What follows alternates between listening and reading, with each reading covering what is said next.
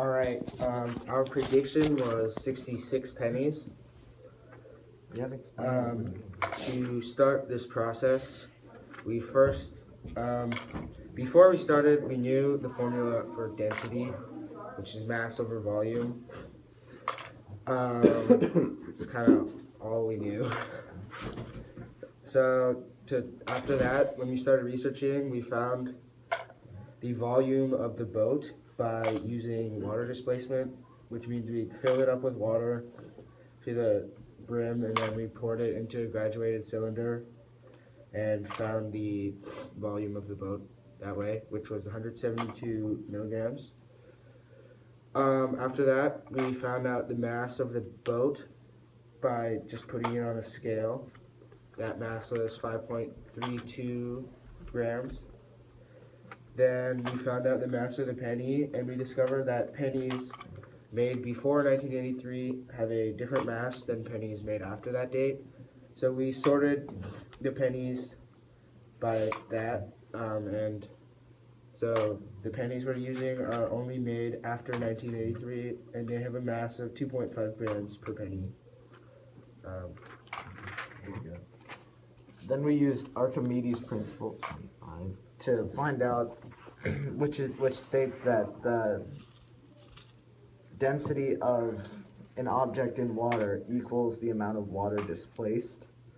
So we used that plus the mass of a penny to find the density of the boat plus the pennies to find out when the water would go over the level of the boat, so the boat would sink. And we also knew the density of water was 1 because of our 7th grade education. So we used that to find the amount of displaced water. What number are you at? 41. 42. Alright, Zach, continue.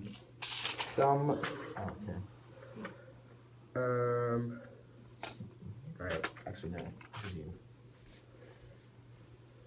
Yeah, alright. So we're at 43. Some experimental errors with this are the weight distribution, because if we put all the pennies to one side, it would sink from that side a lot faster than if all the pennies were distributed evenly. And this is the same thing. Okay, I got 50 by the way. Another experimental error is the What's your prediction?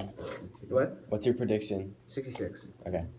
Another experimental error is the pennies have grime on them that could possibly change the weight of them if you have a lot of them, like we do.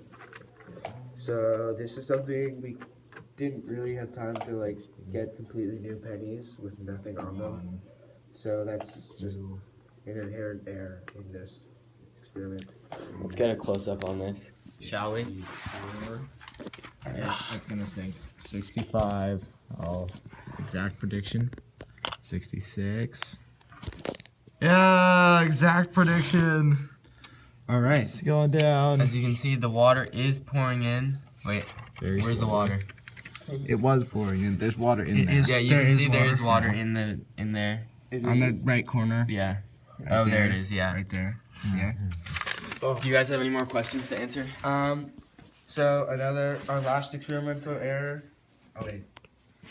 is that it's impossible to put the pennies in without applying an extra force from dropping the penny.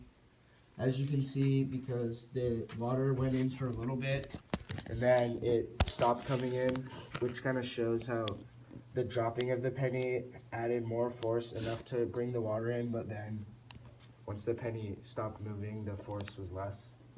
So then the water, it stopped coming in. So it's impossible to not have a little bit of extra force from dropping the penny from some height when adding it. And we did a good job of working together by comparing our research and our formulas to get our prediction and making sure we had the same thing and were on the same page with what we were doing. All right.